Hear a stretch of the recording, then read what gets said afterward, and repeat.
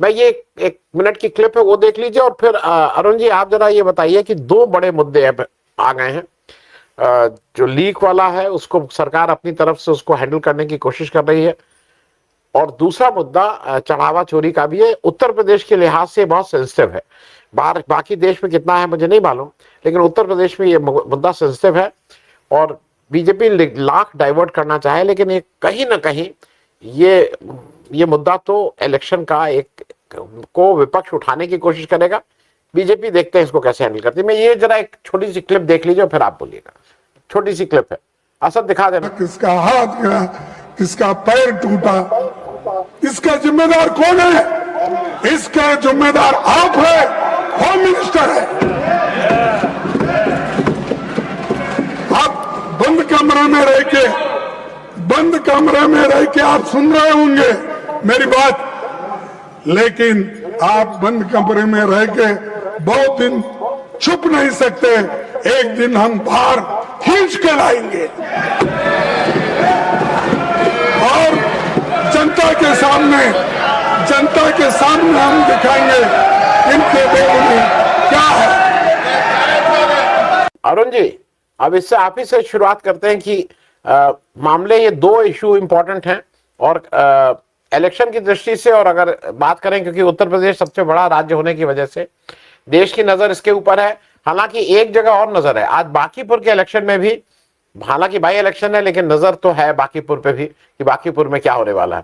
Professor साहब, विपक्ष का इस समय जो मूड है, विपक्ष को इससे बढ़िया अवसर अब तक नहीं मिला है, और निश्चित तौर पे 24 में एक अवसर मिला था जब विपक्ष ने जो है संविधान के मसले को एक केंद्रीय मुद्दा बना दिया था, और उसका लाभ भी उनको मिला। लेकिन 24 के बाद जिस तरह से जो है राज्यों के चुनाव होते गए, और भारतीय जनता पार्टी ने अन्य कारणों से उसमें विजय हासिल की, और कहीं पे एसआईआर के माध्यम से, कहीं पे राहुल गांधी निरंतर उसको दिखा भी रहे हैं कि वोट चोरी हो रही है, वोट का जो है कि धांधली हो रही है। वो सारी चीजें इसमें शामिल हैं। तो इशूज को डाइवर्ट करना और अलग अलग चुनाव आयोग से समझौता करा लेना और उसको अपने पक्ष में मोड़ लेना, तो चुनाव आयोग की निष्पक्षता संदिग्ध है।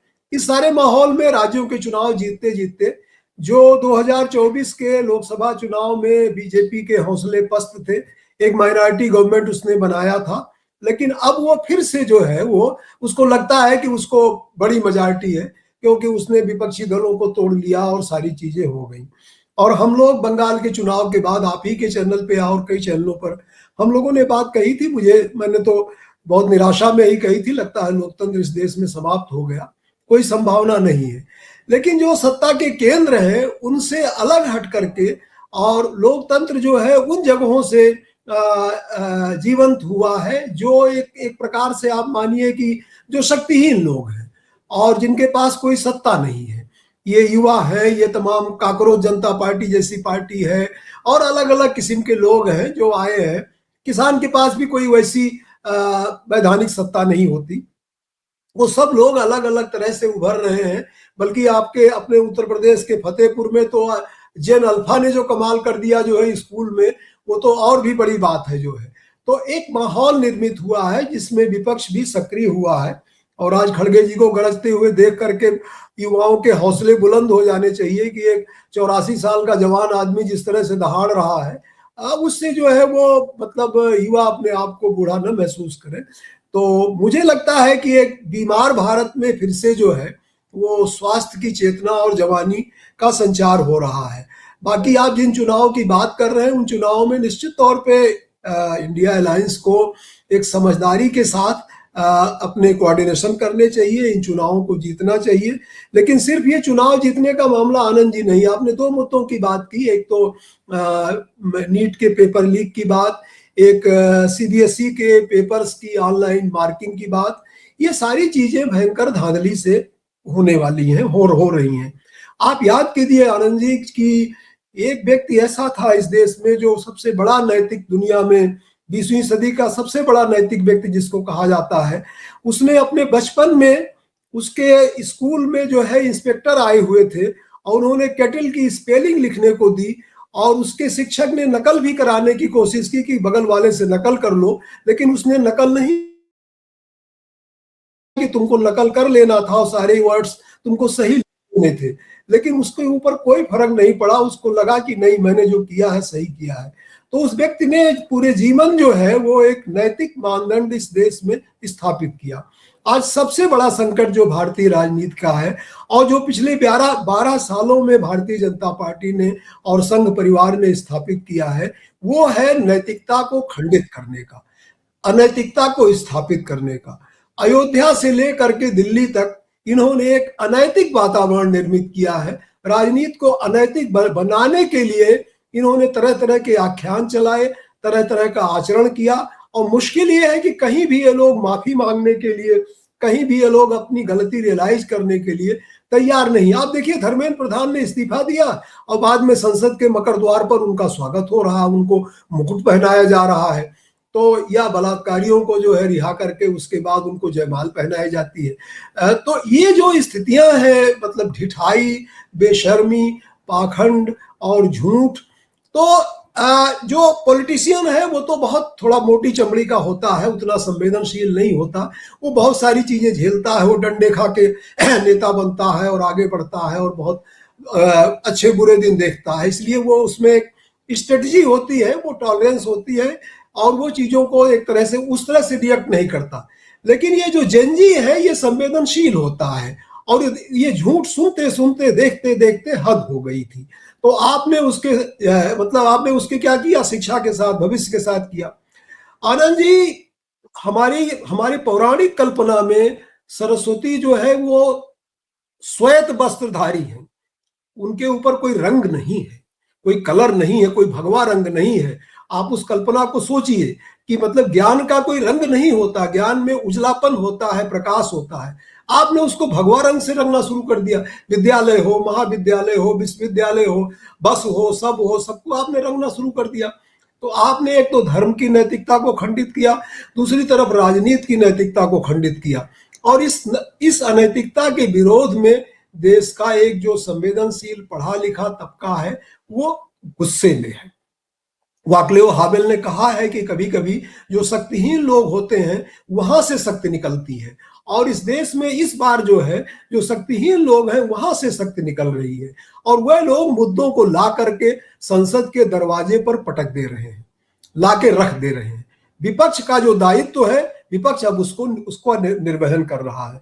निश्चित तौर पे Congress party, Samajwadi party, Congress party एक जो है अग्रणी भूमिका निभा रही है। राहुल गांधी ने, प्रियंका गांधी ने निभाया और अखिलेश ने भी और जो है डिम्पल ने। लेकिन सबसे तो जबरदस्त भूमिका जो है खड़गे जी आज जो सुन रहा था वो भी किसी से पीछे नहीं है। तो मुझे लगता है कि ये देश में एक जो है इन चुनावों में भी कोई ना कोई परिवर्तन होगा, अगर चुनाव निष्पक्षता से हुए तो। ये भी एक बड़ा सवाल है, क्योंकि जो है इस्माइल कुरैशी से लेकर के अशोक लवासा तक तमाम लोग कह रहे हैं, और आज अगर टीएन सेशन होते तो आत्महत्या कर लेते चुनाव आयोग की इस स्थिति को देखते हुए। तो बहुत सारे लोगों ने मतलब जो है इस भारत की जो चुनाव प्रणाली बड़ी निष्पक्ष मानी जाती थी, भारत के चुनाव आयोग के तमाम सदस्य दुनिया के तमाम देशों में पर्यवेक्षक बन के जाते थे। यहाँ के जो है विश्वविद्यालयों के प्रोफेसर जाते थे देखने कि बताने कि कैसे चुनाव कराया जाए। आज जो है हम कहीं जा नहीं सकते, हमारे मतलब हमारे साथ एक अजीब सी जो है वो कलंक लग गया है, धब्बा लग गया है। तो हमारा डेमोक्रेसी डिक्लाइन हुआ है, इंडिकेटर्स में डिक्लाइन हुआ है, एक तरह से इलेक्टोरल ऑटोक्रेसी के जमाने में हम जी रहे हैं। तो अगर निष्पक्ष चुनाव हुए, और हो सकता है कि इस दबाव से जो है लोकतांत्रिक संस्थाएं अपने चरित्र को परिवर्तित करें और जो है किसी सही रास्ते पर आए, वरना ये जो लोगों का गुस्सा गुबार उठा है, ये अभी एक उसको बहुत छोटी सी जीत हासिल हुई है। मैं इसको कोई बड़ी जीत नहीं कहूंगा। पूरे केंद्रीय मंत्रिमंडल के इस्तीफे होने चाहिए, ये सरकार जानी चाहिए, और एक राष्ट्रीय चरित्र में नैतिकता, ईमानदारी और जिम्मेदारी का जो है एक तरह से पुनरारोहण होना चाहिए, जो कि समाप्त हो चुका है।